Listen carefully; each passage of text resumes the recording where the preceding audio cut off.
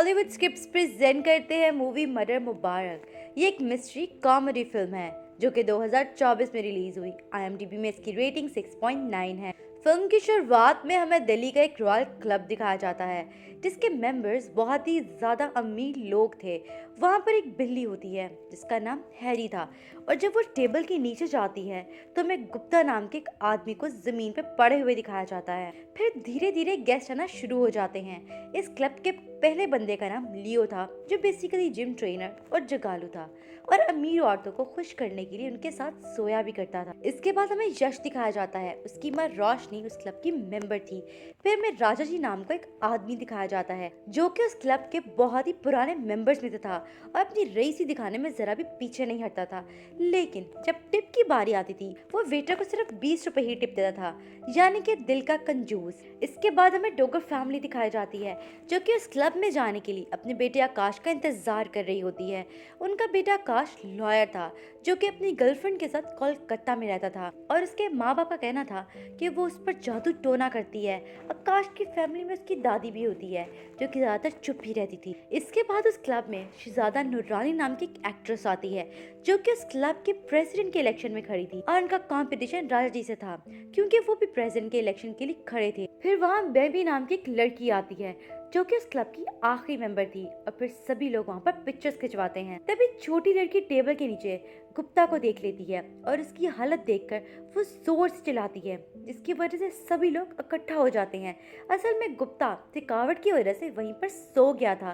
फिर सभी लोग उसे उठाकर वहाँ से भगा देते हैं। इसके बाद हमें एसपी वानी सिंह को दिखाया जाता है जो कि अपने इंस्पेक्टर पदम के साथ होता है। तभी उन्हें खबर मिलती है कि रॉयल क्लब में एक मर्डर हो गया है, तो वो फौरन वहाँ इन्वेस्टिगेशन के लिए पहुंचते हैं। वो देखते हैं यहाँ तो बहुत ही अमीर लोग आए हैं जिन्हें दुनियादारी से कोई मतलब नहीं है, और जब वो मर्डर स्पॉट पर पहुंचते हैं तो वो देखते हैं कि लियो एक्सरसाइज करता हुआ मारा गया था। बाबल उसकी गर्दन पर अटक गई थी जिसकी वजह से वो सांस नहीं ले पाया और उसकी मौत हो गई।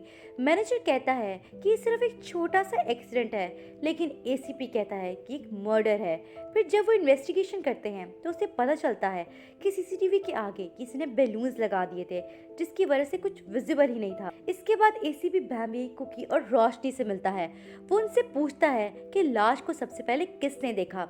वो कहती है हमने। रोशनी कहती है कि लियो अक्सर शहनाज से मिलने जाता था। फिर वो उसे कल रात की लड़ाई के बारे में बताती है जिसकी वजह से वहाँ बहुत अफरा तफरी मच गई थी, लेकिन तभी उनके लॉयर ने आकर उनकी लड़ाई छुड़वा दी। एसीपी हैरान होकर उस लॉयर का नाम पूछता है तो वो लोग उसे आकाश डोगरा का नाम देते हैं। फिर बैम्बी आकाश को कॉल करके लियो की डेथ के बारे में बताती है और कहती है एसपी तुमसे पूछताछ करना चाहते हैं, इसलिए तुम जल्दी से यहाँ आ जाओ। ये सुनकर आकाश फौरन वहाँ पहुँच जाता है। एसीपी उससे कल के बारे में पूछते हैं। वो कहता है कि मैंने बस उसके लॉयर बनने का झूठा नाटक किया था ताकि लड़ाई वहीं रुक जाए। इसके बाद एसीपी पूरे क्लब में घूमने लग जाता है। तभी वो बैम्बी को देखता है जो कि यश के बहुत ही करीब थी, और आकाश दूर खड़ा हुआ देखकर जल रहा था। ये देखकर एसीपी समझ आता है कि आकाश भी उसे लाइक करता है। फिर एसीपी बाकी जिम ट्रेनर से भी पूछताछ करता है। उधर आकाश बैम्बी से मिलने आता है। वो कहती है कि अब तुम्हें मेरी याद कैसे आ गई। आकाश कहता है कि अब मैं कोलकाता वापस नहीं जाऊंगा। इधर एसीपी गंगा नाम की एक लड़की से पूछताछ करती है जो कि वहाँ उन अमीरों के बाल बनाया करती थी।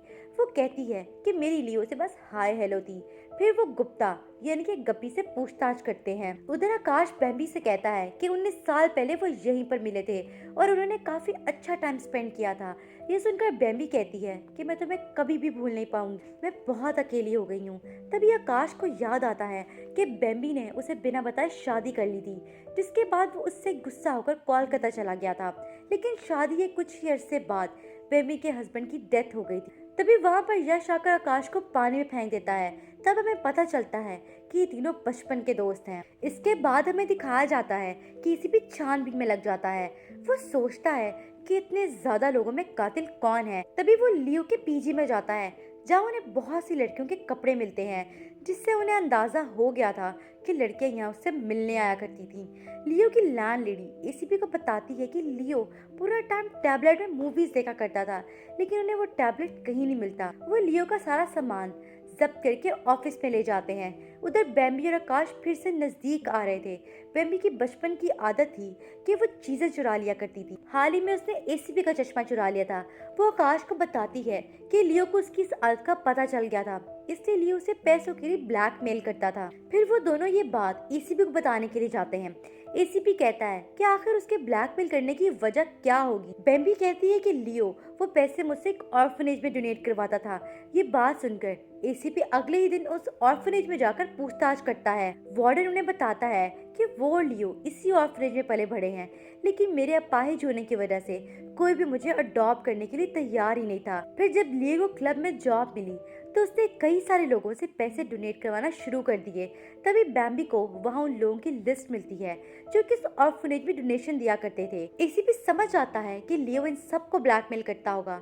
फिर वो सबसे पहले रोशनी को बुलाकर पूछताछ करते हैं, जहाँ रोशनी उन्हें बताती है कि लियो मुझे ब्लैकमेल करता ही नहीं था, लेकिन असल में लियो उसे ब्लैकमेल करता था कि अगर वो पैसे डोनेट नहीं करेगी वो उसके बेटे को उनके रिश्ते के बारे में बता देगा, जिस वजह से वो डर के मारे पैसे दे दिया करती थी। लेकिन ये बात वो पुलिस को नहीं बताती और डाइवर्ट करने के लिए कहती है कि राजा जी का चक्कर गंगा से चल रहा है। इसके बाद राजा जी को बुलाया जाता है। असल में राजा जी एक गरीब आदमी था और लियो ये बात जानता था, इसलिए वो उसे ब्लैकमेल कर रहा था।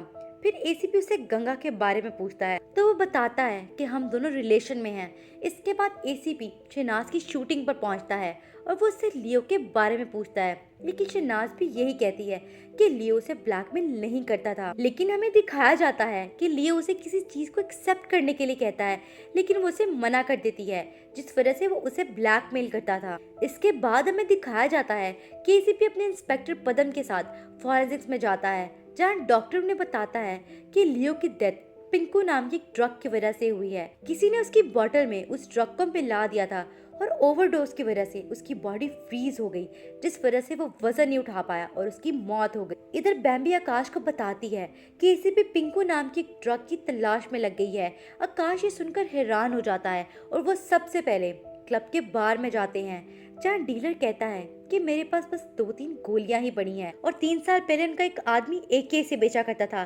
फिर डीलर यश से मिलने जाता है, जिसे देखकर वो समझ जाते हैं कि यश ने खरीदा होगा। इसके बाद वो दोनों यश के घर के अंदर घुस जाते हैं, जहाँ बेम्बी सबूत इकट्ठा करना शुरू हो जाती है और उसे यश के कमरे में वही ड्रग्स मिलती हैं जिसकी वो पिक्चर ले लेती है। उधर गप्पी किचन में अपनी बिल्ली को ढूंढ रहा होता है और वो माइक्रोवेव में देखता है कि बिल्ली की लाश पड़ी है। वो ये देखकर परेशान हो जाता है कि आखिर ये सब किसने किया। फिर अगले दिन लियो के फ्यूनरल पर सभी लोग इकट्ठे होते हैं।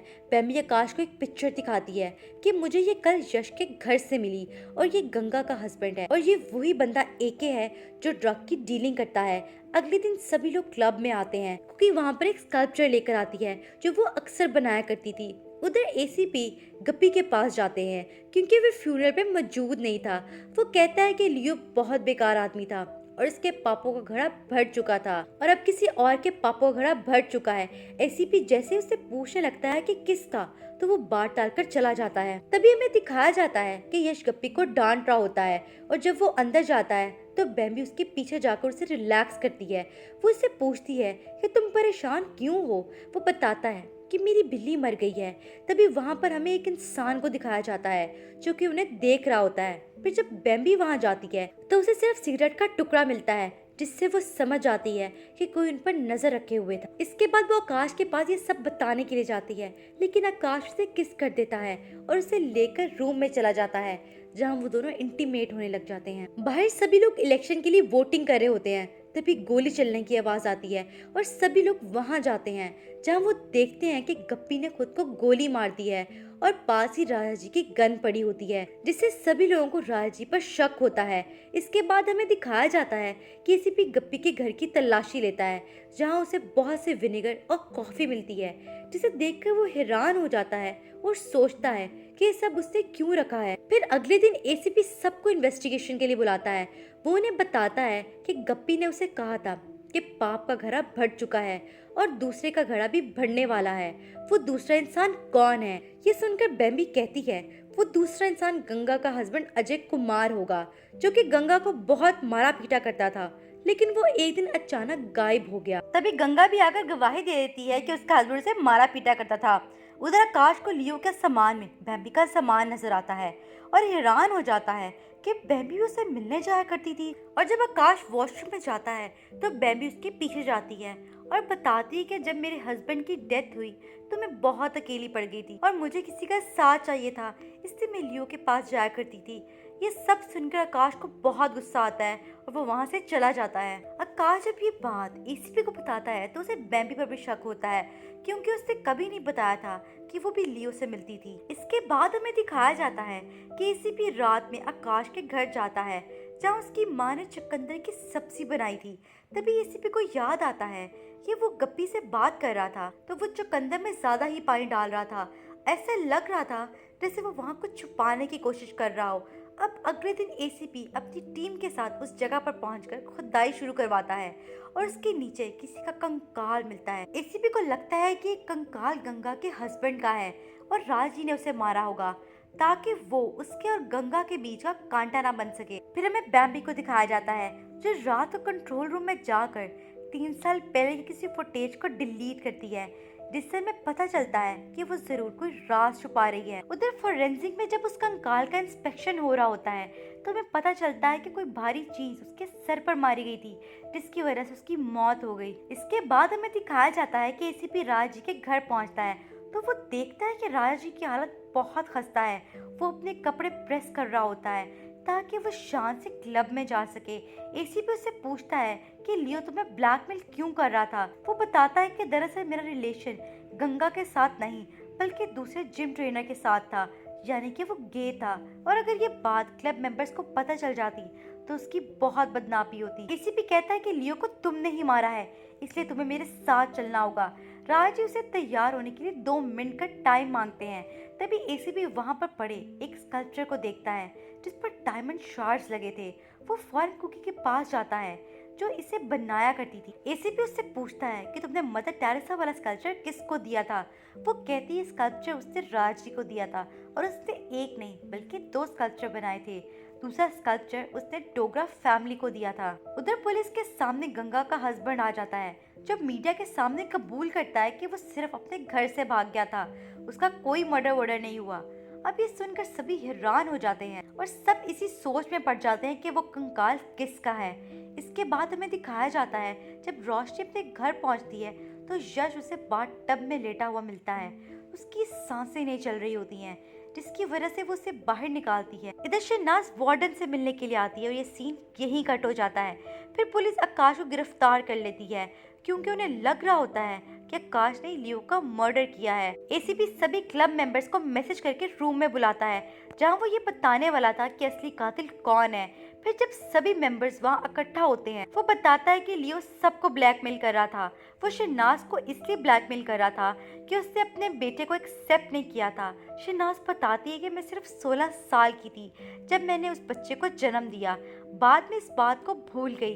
लियो ने मुझे बताया कि ऑर्फनेज के वार्डन ही मेरा बेटा है। मैं ये बात एक्सेप्ट ही नहीं कर रही थी, इसलिए वो मुझे ब्लैकमेल कर रहा था। यहाँ राज भी एक्सेप्ट कर लेते हैं कि वो जिम ट्रेनर के साथ रिलेशन में है। इसके बाद एसीपी सबको बताता है कि वो कंकाल बेमी के हस्बैंड अंशुल का था। तभी एसीपी यश के पास से मिला हुआ नोट पढ़ता है जिसमें लिखा था कि आई एम सॉरी बेमी, मैंने तुम्हारे हस्बैंड को मारा है। लेकिन कॉमा में होने की वजह से ये क्लियर ही नहीं हो पा रहा था कि ये नोट वाकई यश ने लिखा है। एसीपी कहता है कि हो सकता है यश ने अंशुल को मारा हो क्योंकि वो बेमी को बहुत पसंद करता है। फिर एसीपी अपनी दूसरी थ्योरी पेश करता है। वो कहता है कि हो सकता है कि आकाश ने उसे मारा हो और मारने के बाद लाश को गार्डन में गिरवाने के लिए गप्पी का सहारा लिया हो, जो कि रोज उस पर विनेगर और चाय पत्ती डालता था ताकि लाश जल्दी अर्थ में डिसॉल्व हो जाए। एसीपी कहता है कि आज से ठीक 3 साल पहले आकाश क्लब की पार्टी में आया था, जिससे ये साबित होता है कि कत्ल आकाश ने किया है। फिर वो उसे गिरफ्तार करके ले जाते हैं। ये सुनकर बेबी रोते हुए कहती है कि इसने कुछ नहीं किया, लेकिन एसीपी उसकी एक नहीं सुनता। इंस्पेक्टर पदम एसीपी को सल्यूट मारता है और कहता है कि सर, आखिरकार आपने इस केस को सॉल्व कर ही लिया। उस पर एसीपी कहता है कि अभी ये केस सॉल्व नहीं हुआ, अभी आखिरी पता खुलना बाकी है। तभी बेबी एसीपी के पास आकर सच उगल देती है। वो कहती है कि क्लब मेंबर्स को क्लब बहुत प्यारा है। यहाँ की रॉयल्टी देखकर सब लोग फिसल जाते हैं। मैंने यहाँ का मेंबर बने रहने के लिए अंशुल से शादी की थी, लेकिन वो बिल्कुल भी अच्छा हस्बैंड नहीं था। उसका चक्कर गंगा के साथ चल रहा था। मैंने उसे कहा भी था कि तुम गंगा के साथ रिलेशन में रह सकते हो, लेकिन हमें सबके सामने एक परफेक्ट कपल दिखना होगा। लेकिन अंशुल को कोई फर्क नहीं पड़ता था और मुझे डिवोर्स देना चाहता था। इसलिए मैंने स्कल्पचर को उठाकर उसके सर पर मार दिया, जिससे उसकी मौत हो गई।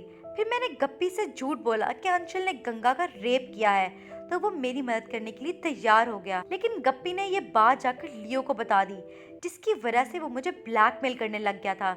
इसलिए मैंने फैसला किया कि मैं इसे जान से मार दूंगी। इसलिए मैंने उसकी बोतल में ड्रग्स मिला दी थी, जिसकी वजह से उसकी मौत हो गई।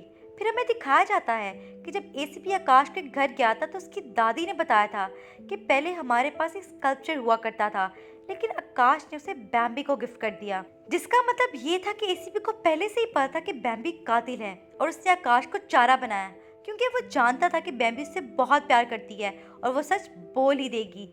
एसीपी का तीर सीधा निशाने पर लगा और वो बिल्कुल वैसा ही हुआ जैसे वो चाहता था। अब बैम्बी को गिरफ्तार कर लिया जाता है और आकाश को छोड़ दिया जाता है।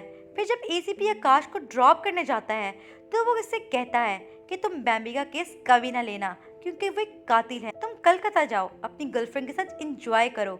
जाते हुए एसीपी उससे पूछता है कि तुम्हारी गर्लफ्रेंड है भी कि नहीं, तो वो पीछे मुड़कर एक स्माइल पास करता है और इसी के साथ ये मूवी अपने इख्तिताम को पहुंचती है। लास्ट में जो आकाश स्माइल पास करता है, उससे ऐसा लगता है कि शायद आकाश ही कातिल है और बैम्बी ने उसके प्यार में कुर्बानी दे दी है। दोस्तों, आपको क्या लगता है, बैम्बी और आकाश में से कौन कातिल है? आप हमें कमेंट सेक्शन में ज़रूर बताइएगा। उम्मीद करते हैं कि आपको हमारी वीडियो पसंद आई होगी। इसी तरह की मज़ीद मूवीज़ की एक्सप्लेनेशन सुनने के लिए हमारे चैनल को सब्सक्राइब करें और बेल आइकन को दबाएं। शुक्रिया।